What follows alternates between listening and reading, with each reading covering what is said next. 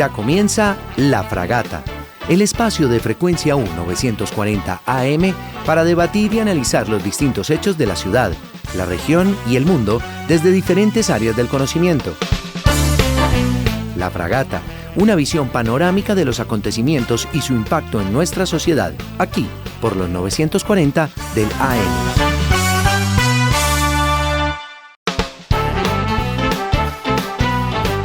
Muy buenas tardes a todos nuestros oyentes. Los saluda como cada 8 días Sebastián Hurtado aquí en La Fragata por los 940 AM. Esperando que todos se encuentren muy bien. La situación de salud y económica, la que se encuentra no solo la ciudad de Medellín, sino también Colombia, la región latinoamericana y el mundo. Y como siempre trayéndoles un tema de actualidad e interés para ustedes.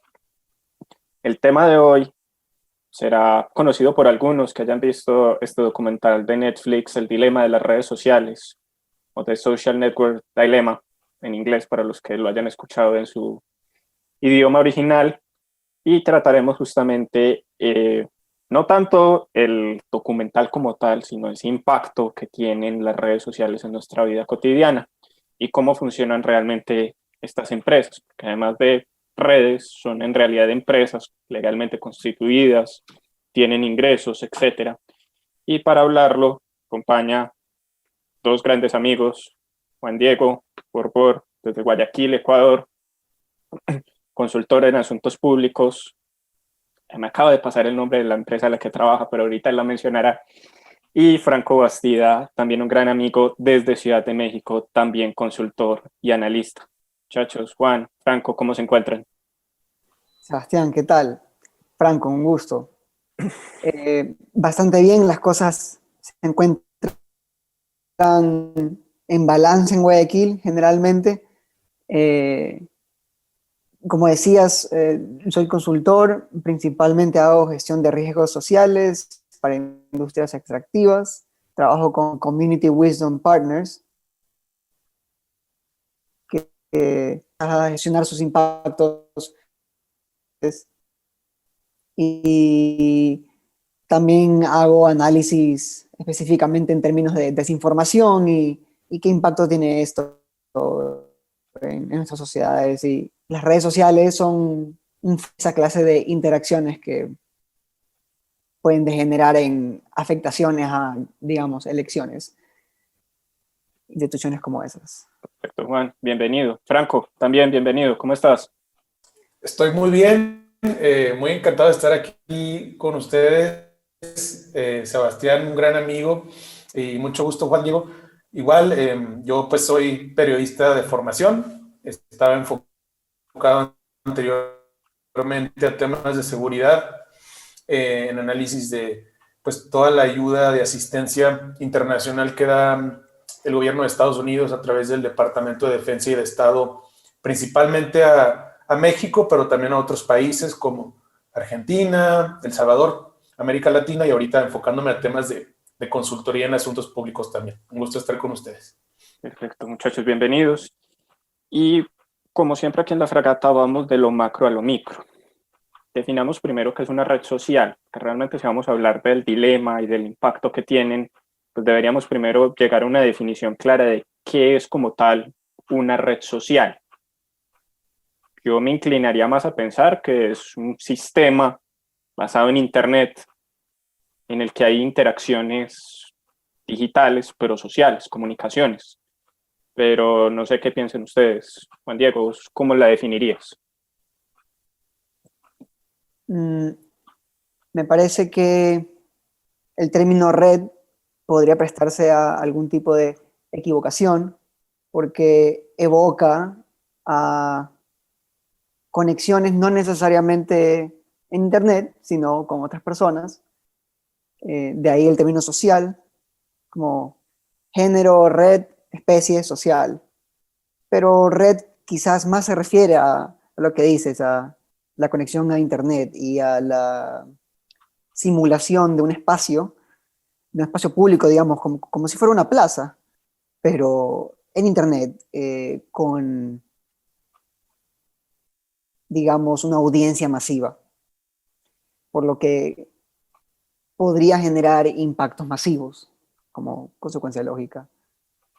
Entonces yo me iría por algo así como red, conexión, internet, social, quizás una nueva clase de espacio público. Franco, ¿vos qué dirías? Y es una gran pregunta. Primero porque la red social como tal tiene un símil del mundo análogo o lo que es el mundo real en digital.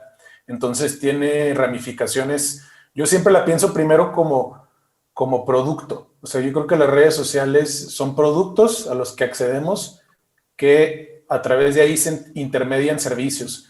Puede ser, por ejemplo, ahorita que están los playoffs de la Serie Mundial de Béisbol, yo que soy fanático del béisbol, pues en general de los deportes, me ha impactado mucho, por ejemplo, el problema que tienen grandes deportes en redes sociales, porque hay muchos streams ilegales en Facebook Live, en YouTube, en otras plataformas, y la gente ya no está suscribiéndose a los servicios de paga o ese tipo de cosas. O por Y ejemplo, esos son... la Copa Libertadores. La Copa Libertadores Exacto. estaba por Facebook Watch.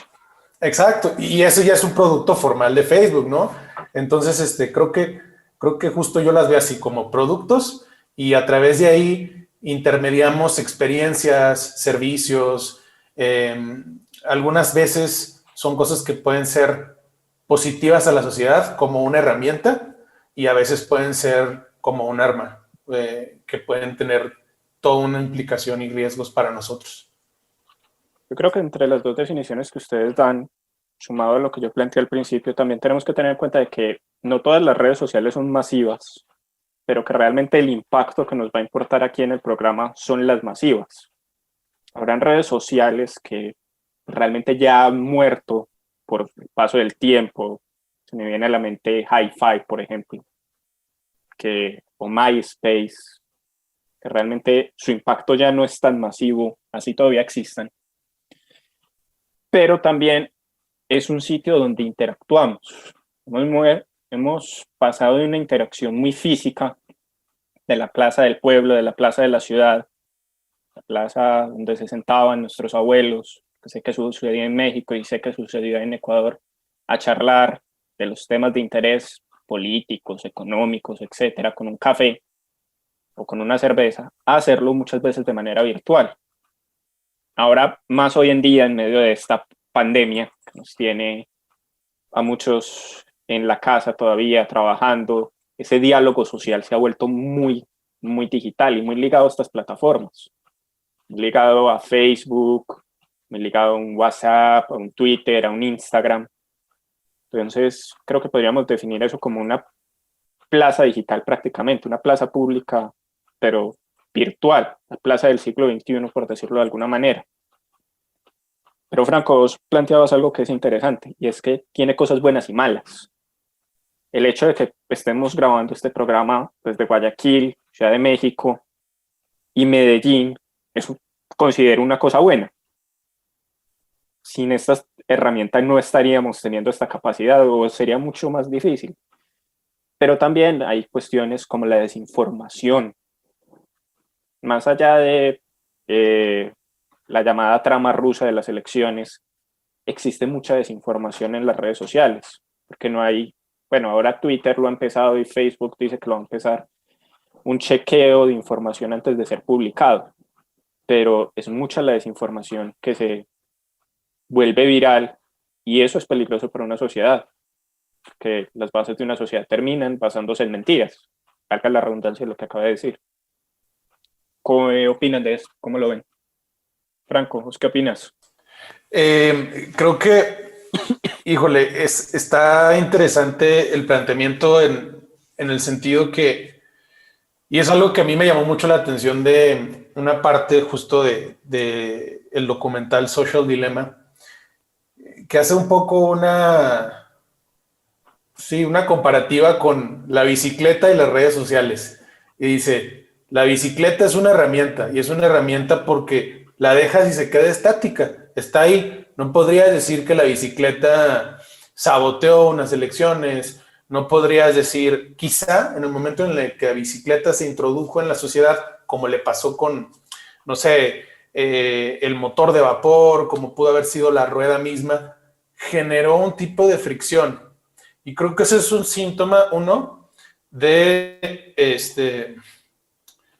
cuando tú tienes una idea nueva, y creo que esto es muy claro de las redes sociales, tú tienes algún tipo de resultado en mente, sea financiero para monetizar, sea porque quieres hacer el bien social, o todas las iniciativas que hay de Data for Good, que se llaman como cómo la data puede generar bien en la sociedad. Tú la introduces en un sistema, pero las personas son irracionales, las personas tienen intereses distintos. El hecho de que tú tengas una intención al momento de introducir una idea en un sistema no quiere decir que es el resultado que vas a obtener. Y creo que esa es una consecuencia de lo que estamos viviendo. Siento que quizá las personas pudieron tener alguna concepción moral de lo que estaban haciendo. Estoy seguro y completamente consciente que, pues, al menos de los testimonios que salen en este documental así fue, y por experiencias propias siento que las personas son conscientes de lo que puede tener de implicaciones, pero eso no quiere decir que ellos vayan a controlar lo que es el resultado en la sociedad, ¿no? Puede ser la muerte de George Floyd, en donde quizá la policía al salir en medio de una pandemia a reprimir protestas, no se imaginó que se iba a generar protestas mundiales en París, en Sao Paulo, en el mismo Colombia, en estados de emergencia muy extraños. Creo que es esto, ¿no? Cómo un sistema reacciona a una idea, y las redes sociales son minisistemas, y se autogestionan y tienen contrarreacciones que las personas que las diseñaron quizá ni se imaginaron o quizá no esperaban. Y eso es algo que a mí en lo personal me llamó mucho la atención. Juan, ¿vos qué opinas? Te veo pensando bastante, Sí, analizando. estoy conectando puntos porque eh, evidentemente, y para eso es el diálogo, mientras dialogamos surgen más cosas. eh, Pienso en cómo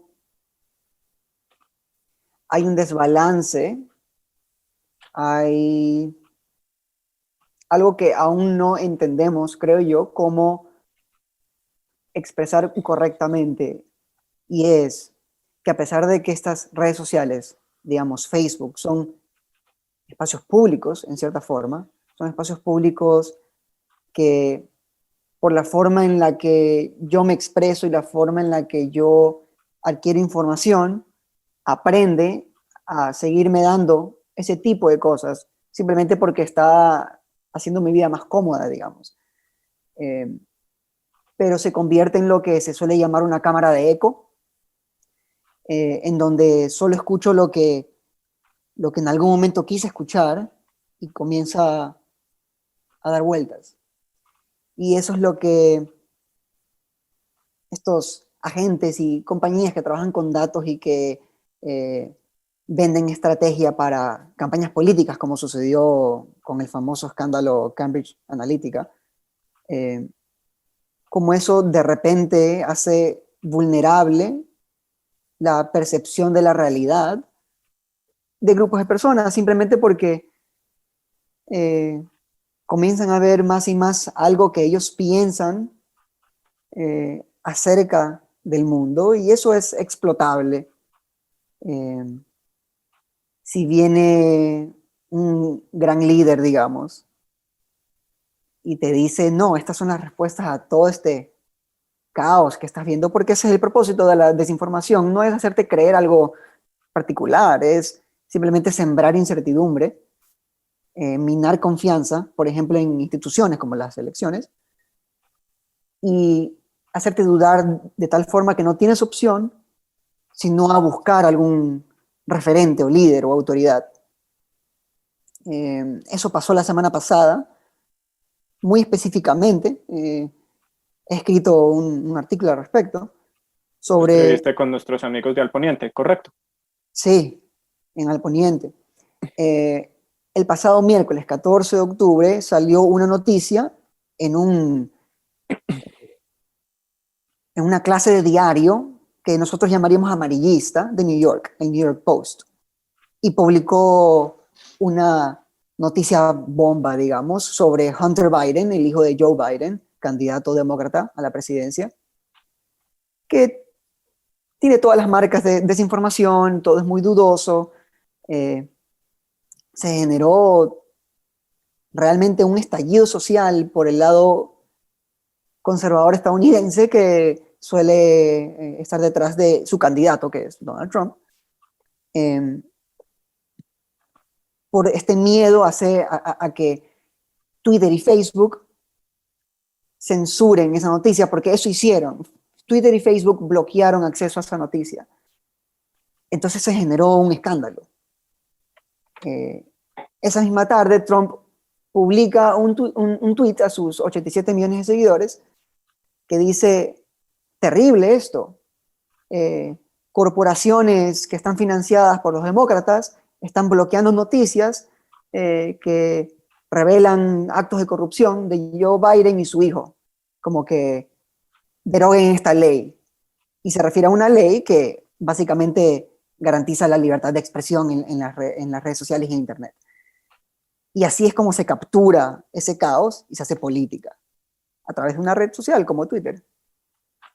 Y no solo el tema de la desinformación, que es clave, y más ahora estamos a menos de 2 semanas de elecciones en Estados Unidos, que está sucediendo esta captura de desinformación, sino también el uso, como ahorita lo mencionaste, el escándalo, por ejemplo, de Cambridge Analytica, el uso de los datos personales de las personas.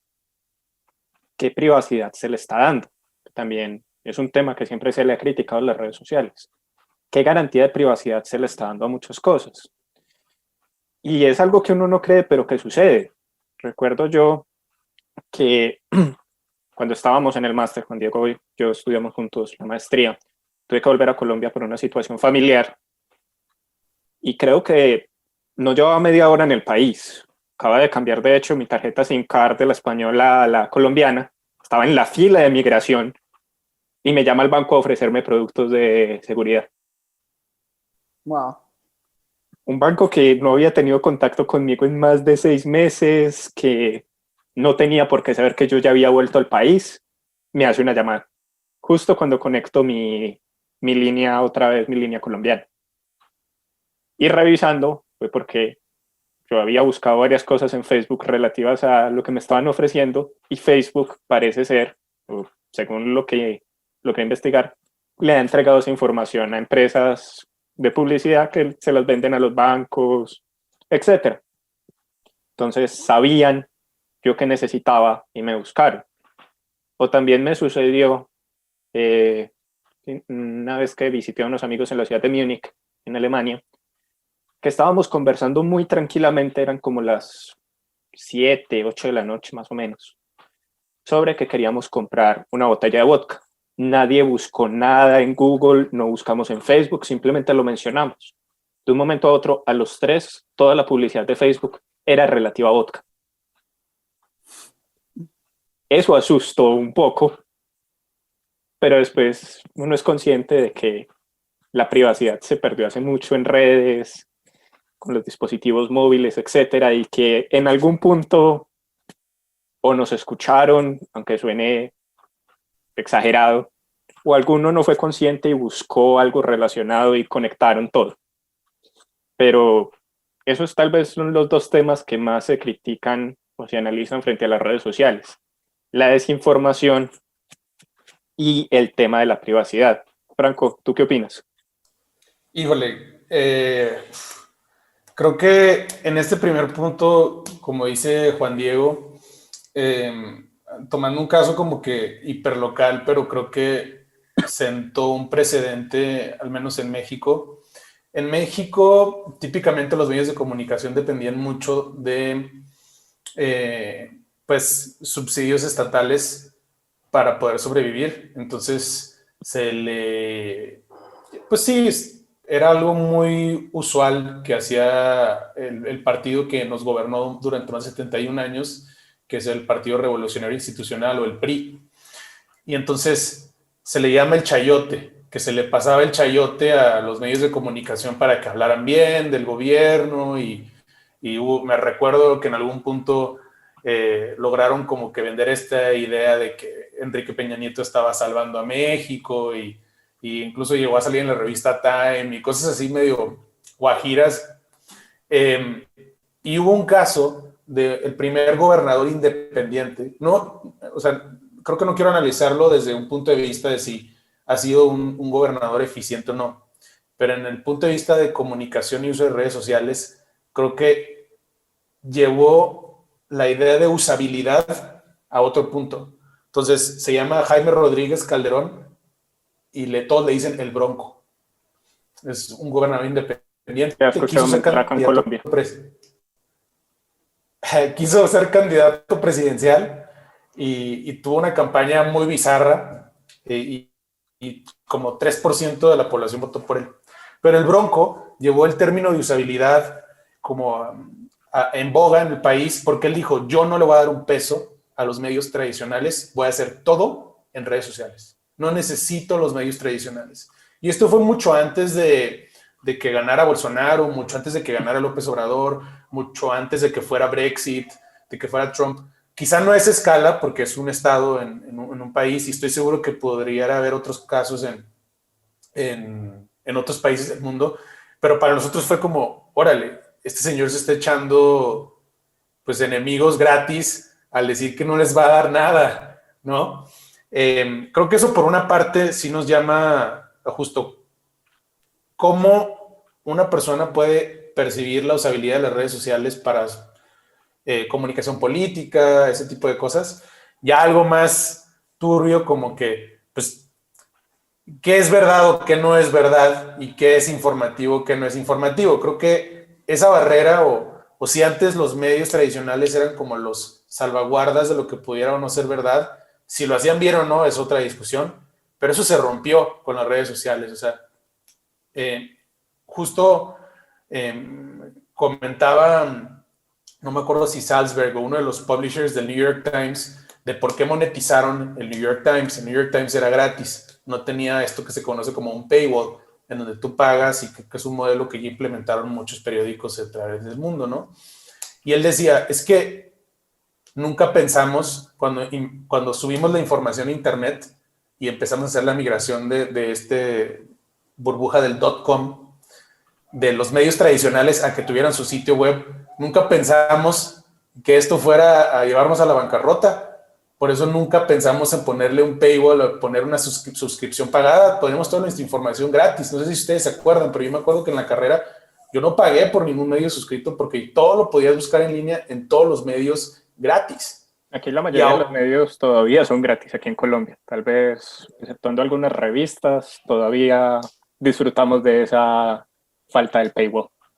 Eso es una locura porque hay muchos medios en Estados Unidos que ya no, o sea, te ponen un límite de artículos. Justamente hace poco El País implementó este sistema de artículos límite y dices, wow, pasamos de este rol de democracia en donde la gente compraba. Yo recuerdo mucho a mi abuelo, que en paz descanse, él siempre era muy asiduo a levantarse a las 6 de la mañana, preparar su café e ir a comprar el periódico de la ciudad, El Siglo de Torreón. Y lo hacía todos los días. Y esa era su fuente de información. Y entonces yo digo que, hay como estos vínculos comunitarios y vínculos de arraigo de las personas en conocer qué es lo que está pasando en su comunidad. Pero justo lo que pasa con las redes sociales o con grandes buscadores como Google es que no hay un árbitro. Tienes, como dicen ahí en el documental, 2.7 billones de Truman Shows. A cada quien le sale una búsqueda distinta. Entonces, eso se perdió. No sé qué es lo que va a suceder en el futuro. No sé cómo la gente se puede informar de una manera veraz para, pues, ejercer todo su rol en una sociedad más democrática, pero es un problema. O sea, el hecho que antes la información era mucho más arraigada a lo local y había cierto tipo de control de calidad, eso se perdió. Así es, así es. Juan, ¿Vos qué opinas entre los dos puntos? Tanto el tema de la desinformación, tema, yo creo que incluso lo podríamos llamar un caos organizado, así las dos palabras sean diferentes, pero como le dice Franco, son 2.7 billones de personas analizando. Entonces podríamos llamar, eso tiene un orden por el mismo algoritmo, pero también a simple vista podría parecer caótico. También ligado al tema de que estos 2.7 billones de personas entregan datos y datos a estas empresas que justamente pueden ser utilizados para esta desinformación y que son datos muchas veces privados. Sí, bueno, hay muchos elementos, porque lo que decían las empresas al principio ya no lo están diciendo, porque ha habido mucha presión de los gobiernos, especialmente en Estados Unidos, en la Unión Europea, a representantes de estas empresas, de las redes sociales, para que den una explicación de lo que está sucediendo. Al principio ellos decían, no ha pasado nada ilegal. Los usuarios todos han puesto sí, acepto a las condiciones. Cambridge Analytica ni siquiera es que obtuvo información directamente de Facebook. Recuerdan, bueno, no sé si siguen de moda hoy en día, recién he regresado a Facebook, contra todos los consejos que me dan. He regresado a Facebook. Hace años habían muchas encuestas, test de personalidad y cosas así. Alguien conectado a Cambridge Analytica hizo un test de personalidad a más de 200.000 ciudadanos americanos y crearon un modelo representativo del votante americano promedio con 5.000 puntos de datos, 5.000 puntos de información accionables.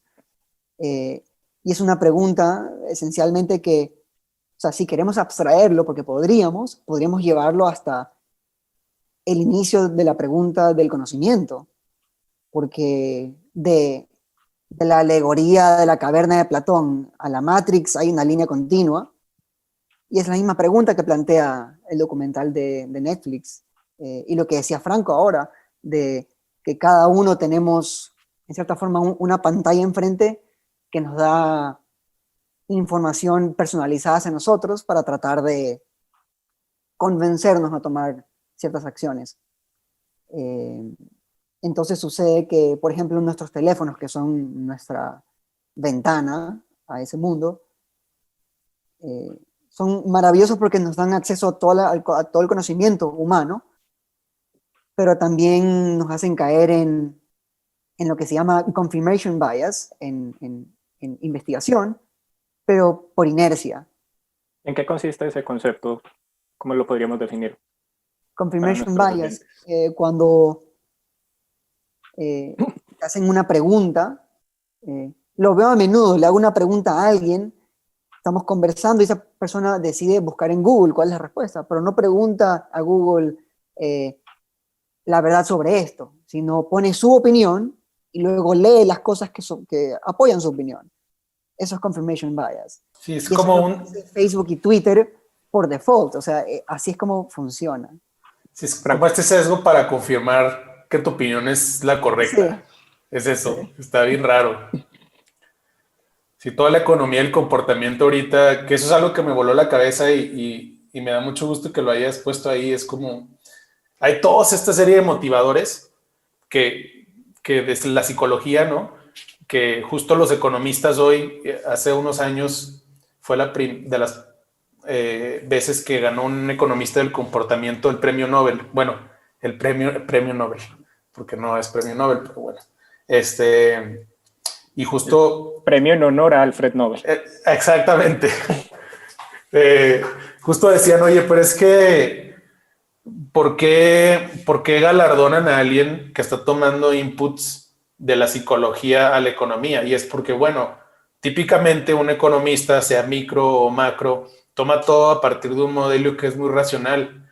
Y creo que lo que nos está demostrando las redes sociales es que los motivadores humanos son completamente irracionales. Hacemos cosas que no tienen sentido, no sé, de recompensa, porque queremos reconocimiento, porque queremos ser altruistas o porque simplemente somos curiosos. Y Y no sé, o sea, creo que esto sí se ve muy, muy a flor de piel, como dice Juan Diego, que tienes una conversación e igual y tú estás mal, pero vas a buscar algo que igual y confirme eso y pum, yo estoy en lo correcto, ¿no? Con los debates políticos siempre pasa eso.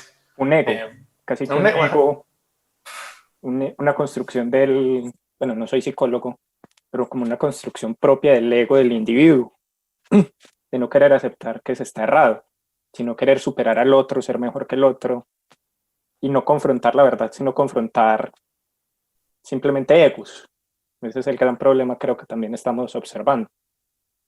Sí, y eso genera también división, porque se crea como una lógica de contradicción que se perpetúa. eh, y eso, bueno, eso juega por encima de muchas dinámicas sociales que si las conoces puedes explotar para generar caos. Eh, y se ve, o sea, yo conozco a personas con quienes hablo de temas relacionados a política, relacionados a desarrollo, conflicto social, eh, que viendo las protestas de Black Lives Matter, eh, veían un mundo muy distinto al que yo veía. Yo veía, ok, es un movimiento indignado por racismo sistémico y está generando más protestas alrededor del mundo, está empezando cambios legislativos, o sea, de hecho tuvo un impacto que yo creo es positivo, a pesar de la minoría de generar un conflicto. Leí un estudio que decía que el 1% de todas esas protestas generó un conflicto. Pero hablé con alguien que lee otra clase de noticias en donde solo veía caos. Y luego cuando se expandió este movimiento de protestas al mundo, caos mundial. Entonces se genera una contradicción eh, y que por alguna razón hoy en día causa más división social de lo que hacía antes. Y hay muchas razones por las cuales esto podría ser. Una muy grande es la división entre las poblaciones urbanas y rurales. Eh, Recién esta nueva década, más del 50% de la población mundial es urbana, lo que quiere decir que es parte de una red mucho más diversa, cosmopolita, expuesta a diferentes ideas, a diferentes formas de vivir, y esto se ve como una amenaza en el mundo rural, que suele ser más conservador. Esto es explotable directamente. Eh, lo Porque el mundo mismo Black rural Lives igual Matter. tiene acceso a las redes. Claro, pero tiene una cámara de eco que es rural.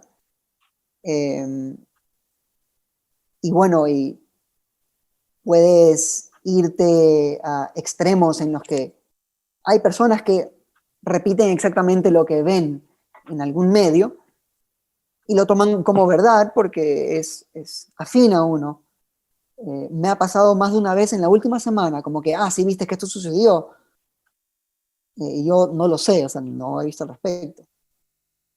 Luego leo al respecto y resulta que era pura narrativa, pero se toma como verdad, cosa que antes, al menos yo no he visto eh, en la década pasada, al inicio de la década pasada, que sucedía eso con tanta frecuencia como ahora. También es efecto de la pandemia, digamos, porque estamos aislados, nuestro mundo social ahora es la pantalla.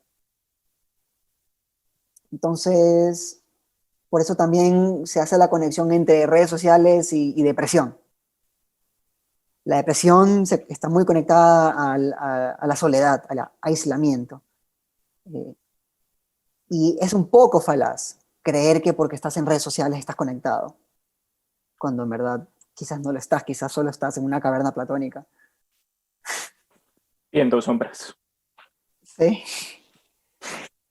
Franco, ¿tú qué opinas? ¿Cómo ves todo este tema que venimos tratando? creo que parte del gran reto que justo está ligado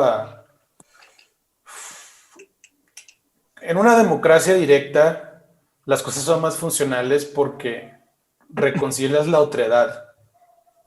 Y creo que esto era como tomando un poco la línea lógica de la caverna platónica.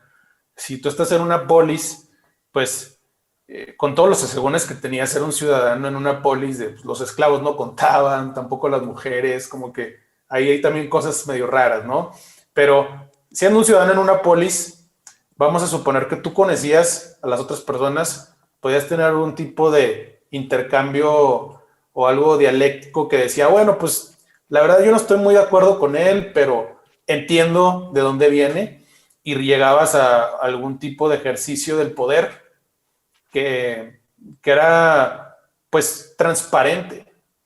Y creo que ese va a ser uno de los grandes retos que vayan a tener las economías a futuro, que es cuál es el modelo regulatorio que hace que voy a llamarle la cosa digital, por tomar el ejemplo de la cosa política, que en la cosa digital nosotros podamos tener claridad, y yo sin ser abogado, de nuestros derechos en el mundo digital. Porque a nosotros nos queda claro, y esto yo lo digo, o sea, yo no conozco toda la constitución de mi país, por ejemplo. Conozco las leyes que me afectan quizá más directamente, pero pues no soy abogado y no la he estudiado a ese detalle. Pero lo que me queda claro es que ahora con la economía digital, nosotros estamos teniendo las mismas interacciones o un reflejo análogo que está en digital de lo que son nuestros derechos. Por ejemplo, libertad de expresión. Yo puedo tener libertad de culto y de asamblea y de muchas cosas en el mundo físico. Y en digital puedo estar incentivando a que la gente vaya a una protesta que puede ser digital, o que bien puede ser una convocatoria digital que después va a tener una repercusión en el mundo físico. Y creo que en ese punto de la regulación de las economías digitales, y ahí pasan las redes sociales, como que hay distintos cortes, ¿no? Está el corte más liberal clásico, que es el que sigue en Estados Unidos y Europa, que está un poco cambiando por la dinámica política, pero es acceso. Entre más acceso haya, mejor, más oportunidades mejor, más innovación mejor. Tienes otro pasito que es el modelo del status quo, que es donde están, pues, gran parte de los países que no quieren hacer cambios, que dicen, no le muevas, déjalo como está, que ese es un problema. Y después tienen los países que están intentando hacer algo a un extremo o con buenas intenciones, pero resultados que quizá no han cuajado. Un ejemplo es lo que estaban mencionando en la Unión Europea, como con el GDPR, por ejemplo. GDPR, grandes mentes estuvieron detrás. Los alemanes con Martin Selmayr, gente austriaca, gente de Francia, grandes mentes, pero no fue diseñado de una manera que consideraba tanto a los usuarios. Fue una legislación muy jerárquica, muy top-down. ¿En qué consistió esa legislación? GDPR es la regulación del todo el marco europeo sobre los datos, el uso de los datos personales de las personas. Puede ser tan simple como tú entrando a un sitio web, que las empresas reporten, oye, estos son los datos que vamos a estar recolectando contigo, conscientes a que la compañía tenga acceso a tus datos. Puede ser algo tan simple como eso, como justo cuáles son las intermediaciones que se dan detrás de puerta que no ve el usuario, de que, oye, al momento de tú entrar a este sitio web, tus datos van a ser, o pueden ser vendidos a terceros para usos de los que tú no sabes y después volver a ti, ese tipo de cosas. Y creo que muchas veces eso no involucra realmente lo que es mejor para el usuario. Solo estás viendo un tema, pues sí, o sea, no consideras, hay tres partes, ¿no? El regulador, lo que es bueno para la sociedad, y la compañía. Y sabemos que las compañías tienen un incentivo de que no la regulen. Entonces, creo que ahí es cómo vas a hacer esta colaboración más eficiente. Y creo que el gran riesgo, y así lo veo yo, es la última fase, que es los países que están siguiendo su seguridad expresada en seguridad digital, como China, el Great Firewall, como Rusia. Y Rusia está desarrollando un sistema que bloquea completamente su internet. Y esos ya son extremos. O sea, si lo piensas, te da mucho control, que es lo que estábamos hablando al principio de, híjole, ya no hay control, pero te lo da a costa de ¿qué? De libertad. Exacto. Y justo en este espectro, creo que vamos a ver desarrollos muy interesantes. Creo que en América Latina tenemos una gran desventaja, es nuestros legisladores en su mayoría están desinformados del tema. Entonces pueden caer a narrativas más populistas o narrativas más autoritarias porque no están, justo pueden pecar de eso. O incluso más influenciables por también lobby político. Las empresas harán lobby para influenciar una legislación hacia un lado u otro y eso pasa. Más a modo. Y ese, creo que eso va a ser un gran reto. No sé qué opinan ustedes, pero creo que la regulación digital va a dar mucho de qué hablar en esta década y le va a tocar a nuestra generación lidiar con las consecuencias. Es que incluso lo que planteaba Franco me recuerda cuando se planteó la ley SOPA en Estados Unidos sobre propiedad intelectual en las redes sociales, bueno, y en general en el Internet.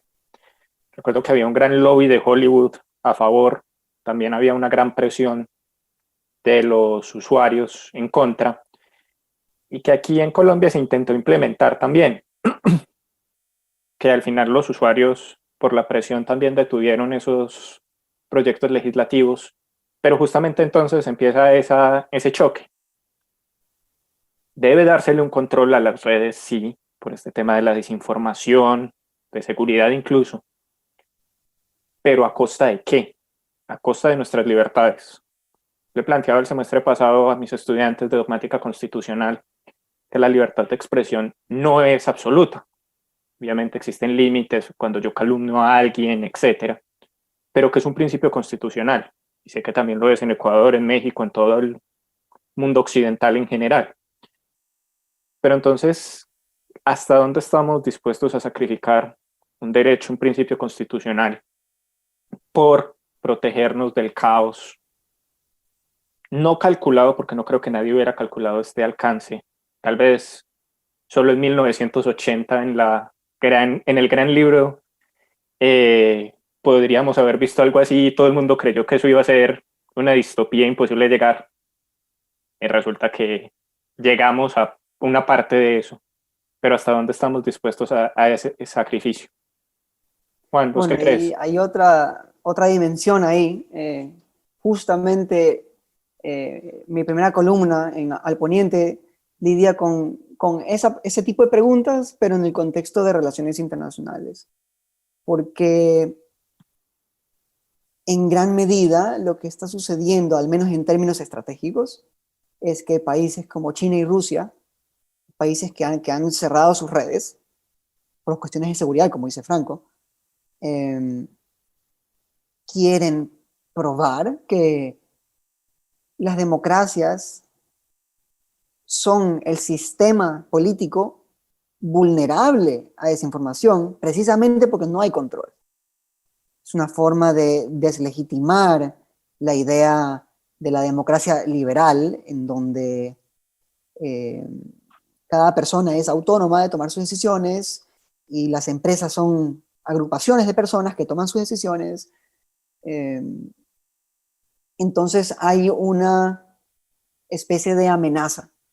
La Unión Europea y Estados Unidos están tratando de balancear, la demanda de darle forma estratégica a la gestión de estas empresas que administran redes sociales para minimizar desinformación que viene de agentes externos como el gobierno ruso o chino, al mismo tiempo que no pueden regular, porque si regulan están cayendo en la narrativa de que la democracia no puede con esto y tiene que ser un poquito menos democrática. Ahora, Rusia y China han estado proponiendo como un siguiente paso en la legislación internacional de considerar los límites de un Estado también en formato digital y bajo la figura de soberanía. Entonces, Rusia protege su red de Internet porque dice que es soberano sobre esa red de Internet. Cuando al menos nosotros tendemos a suponer de que no, el Internet no tiene barreras. Entonces, lo que hagan estos gobiernos, especialmente de Estados Unidos, que es el modelo líder actual, como lo haga va a impactar tremendamente sobre el resto y sobre qué significa ser una democracia liberal en un mundo tan interconectado y tan volátil. Y mi sugerencia, bueno, al final del artículo es, tiene que haber algún tipo de acuerdo entre Estado y empresa, que es el modelo del Parlamento Europeo, que acordó un código de prácticas con Google, con Facebook, con Twitter, bajo la amenaza de, si es que no cumplen esto y no mejoran, si no nos ayudan a sosteniblemente defendernos como sociedad civil, como empresas y como gobierno de estas amenazas, los vamos a regular. Y de hecho, Entonces, en Estados Unidos se ha planteado la regulación también, incluso mencionando que estas empresas deben ser divididas en varias empresas. Primero porque se alega una posición monopólica y siempre se está haciendo el símil con los llamados grandes varones de la industria de finales del siglo XIX y principios del XX, Rockefeller, con Standard Oil, etc. Pero justamente también se plantea dividirlas para que sea más fácil regularlas, porque en este momento son empresas muy poderosas. Franco, te interrumpí, discúlpame. ¿Qué ibas a decir? No, justo a mí me parece fascinante la dimensión de relaciones internacionales, porque es algo que mucha gente ignora, en cómo, si tú analizas los incentivos, ¿no? El famoso carrot and stick, las democracias liberales no tienen una amenaza creíble para las compañías de tecnología. Las sanciones económicas son un chiste para las compañías tecnológicas, pero llegas a un país en donde ahorita a nivel mundial, como estamos viendo todo el auge otra vez de la palabra soberanía, hace mucho en México no escuchábamos que se usara tanto en la discusión pública la soberanía, ¿no? Ahora ya hay tratado de que la soberanía tecnológica de México, la soberanía alimentaria, con COVID se ha vuelto un tema la soberanía alimentaria. Y dices, órale, o sea, estamos volviendo a Clash of Civilizations, pero con el tema de Rusia y China es fascinante porque mucha gente ignora esta dimensión de que ellos conciben sus fronteras también como algo digital. Y eso le añade una capa de complejidad en donde dices, tiene todo el sentido que su amenaza sí sea creíble, porque es un plano estratégico. De ahí, si es más complicado regular algo que no entiendes, porque es más complejo y como una hidra, ¿no? Pues eso va a ser un reto también. O sea, creo que si en general, creo que los demócratas, no sé qué vaya a pasar en Estados Unidos, honestamente. Sé que Biden va liderando y todo, pero no sé qué tanto influya que Trump sí tuvo promesas cumplidas en la campaña, entonces pendientes del resultado siempre, pero creo que los demócratas tienen un corte mucho, e incluso parte de la agenda de Elizabeth Warren y Bernie Sanders era break up big tech. Entonces, si yo fuera alguien que trabajara en una compañía tecnológica de ese tipo, estaría preocupado porque mi lobby quizá no vaya a funcionar de la misma manera con los acuerdos que se hayan podido dar internamente en el Partido Demócrata. Eso va a ser algo, creo que puede ser de riesgo para las compañías. Más allá de la ignorancia que hay de legisladores, o sea, no sé si vieron el hearing donde estaba Jack Dorsey de Twitter y Sheryl Sandberg de Facebook, y los legisladores septuagenarios del Congreso de Estados Unidos haciendo tecnologías, que preguntas de tecnologías que dices, oye, aprovecha el tiempo que tienes ahí para hacer una pregunta útil, no preguntes eso. Pero entiendo que así es la política, de mucho show y lo de sustancia se lo dejan a alguien más. Solo como dato curioso, tanto Trump como Biden, como candidatos presidenciales, ambos quieren derogar la sección 230 se llama, del Communications Decency Act, que es el que garantiza que, primero, las empresas que tienen redes sociales puedan moderar el contenido prudencialmente, al mismo tiempo de que ellos no son legalmente responsables de lo que terceras personas, como usuarios, dicen en sus redes. Esa sección, que es la que se entiende garantiza la libre expresión en Internet, ambos candidatos quieren Derogarla. derogarla. Sí. Muchachos, nos van quedando... Entonces, el siguiente debate es ese, libertad de expresión. Libertad de expresión frente a también ese orden. Muchachos, nos van quedando 5 minutos de programa apenas. El tiempo se va volando cuando no disfruta las cosas. ¿Qué podrían concluir? Juan, ¿vos qué podrías concluir de esto que venimos dialogando tanto? Concluiría que la respuesta contra lo que dice, por ejemplo, el documental, no es abandonar las redes sociales, porque las redes sociales están para quedarse. Son la forma en la que vamos a hacer muchas cosas. La respuesta es que cada uno de nosotros primero tiene que tomar conciencia de qué está sucediendo. Segundo, tomar responsabilidad, informarnos. O sea, puede ser tan básico como no solo leer un medio de comunicación o dos, o los que ese medio está citando. Para cada noticia hay que leer diferentes perspectivas y puede ser así de básico. Pero hay que tomar responsabilidad sobre eso y reconocer que los medios como redes sociales no son solo redes sociales, sino son... se va encadenando más con estas redes. Entonces tenemos que mantener los pies sobre la tierra,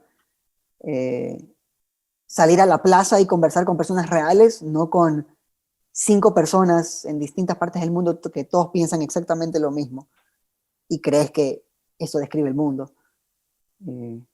Ser responsables con el conocimiento. Yo concluiría con eso. Perfecto, perfecto. Franco, ¿vos qué concluirías? Creo que de la parte de los usuarios, creo que el diseño del producto va a ser más importante que nunca. Creo que vamos, y las redes sociales nos obligan a ser más responsables. ¿Qué es lo que estás consumiendo? ¿Estás consciente de los sesgos que tiene? ¿Cuál es la fuente? Sí hay una responsabilidad de las plataformas ahí, pero creo que cae más en el plano individual. O sea, así como nosotros buscamos que alguien lo ejerza en la sociedad, lo tienes que ejercer en las redes sociales, es un símil. Creo que por ese lado, el diseño de producto, justo todo lo que vemos en temas de publicidad engañosa en el mundo real, también pasa en redes sociales, desde el hecho de que cuando tú entres a Amazon esté un botón acomodado de cierta forma que ha sido testeado 1000 veces para que tú le aprietes y quizá dices, oh, no sabía, por ejemplo, si te suscribes a Amazon Prime, te ponen automáticamente en cierto tipo de suscripción y te hacen, o te pueden hacer el cargo anual o el cargo por mes, pero a veces no sabes. Y por ejemplo, un amigo hace poco me dijo, de que no manches, me cobraron el cargo anual y yo ni siquiera sabía que estaba en ese plan. Entonces, pues, no leíste bien lo que le apretaste o realmente estaba diseñado para que le apretaras ahí. Creo que usabilidad y responsabilidad del usuario. Y la otra conversación con la que yo me quedaría mucho es, pues, si realmente los gobiernos y los legisladores que tenemos van a dar ese empuje extra por tener un entendimiento más allá desde un plano del deber ser de cómo funcionan las redes sociales. Y esto involucra un diálogo mucho más cercano con las compañías y con las personas. Entonces, o sea, ok, uso faccioso de información, entiendo, ok, hay interés de lobistas, pero a fin de cuentas ellos desarrollaron la tecnología. Los necesitas tener de tu lado para hacer las cosas bien. Si no, siempre va a ser, yo estoy bien, tú estás mal, o yo te voy a regular, no quiero que me regules. O sea, eso es exactamente el mismo status quo en donde estamos. Entonces, me gustaría ver un cambio ahí como persona que le gusta usar redes sociales o bueno, disfrutar de los productos y servicios que tienen y eso yo me quedaría con eso. Perfecto, perfecto. Muchachos, muchas gracias por acompañarnos hoy en La Fragata. Muchísimas gracias. A todos nuestros oyentes, muchas gracias por acompañarnos desde sus hogares, desde sus autos, desde sus computadores, desde sus redes sociales, los que nos estén escuchando por redes sociales. Les deseamos a todos una feliz noche. Aquí termina La Fragata, el espacio de frecuencia 940 AM para debatir y analizar los distintos hechos de la ciudad, la región y el mundo desde diferentes áreas del conocimiento. La Fragata, una visión panorámica de los acontecimientos y su impacto en nuestra sociedad, aquí por los 940 del AM.